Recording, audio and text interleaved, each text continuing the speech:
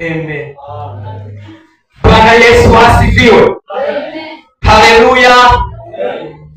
Kichwa cha somo kwa siku ya leo ni neno.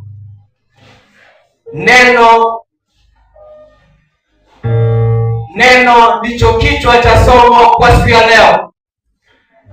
Neno ni jambo lolote ambalo unaweza ukaambiwa na mtu mwingine au mtu ambaye humjui kwa ajili ya kulifanya au kulitenda.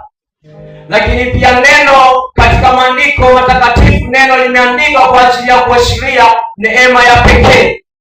Lakini katika kitabu cha Wafalme hii sura ya 13, neno tunaliona linatumiwa kwa mtumishi wa Mungu nabii Haya kwa ajili ya mfalme Yeroboamu. Mstari wa kwanza unasema, tazama, akatoka mtu wa Mungu katika Yuda kwa neno la Bwana akafika Betheli, na Yeroboamu alikuwa akisimama kwenye madhabahu afukuze uvumba. Tazama, akatoka mtu wa Mungu katika Yuda, anamwendea Yeroboamu ambaye alikuwa ni mfalme katika utawala wa Yuda. Ametumwa na Mungu kwa ajili ya neno. Lakini pia neno limegawanyika katika makundi mawili. Jambo la kwanza ni Injili.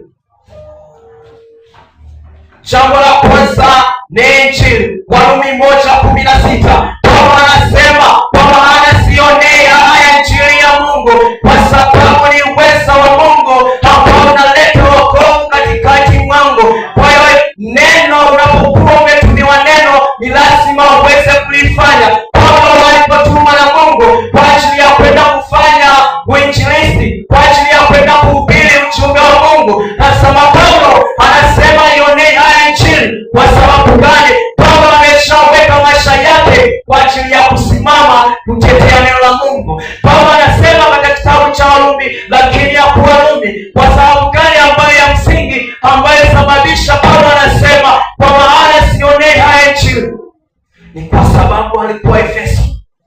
Paulo alikuwa anahubiri habari za Mungu, lakini katikati ya ule mji wa Efeso kulikuwa na mtu mmoja ambaye alikuwa anaitwa Demetrio, ambaye Demetrio alikuwa ni mtu ambaye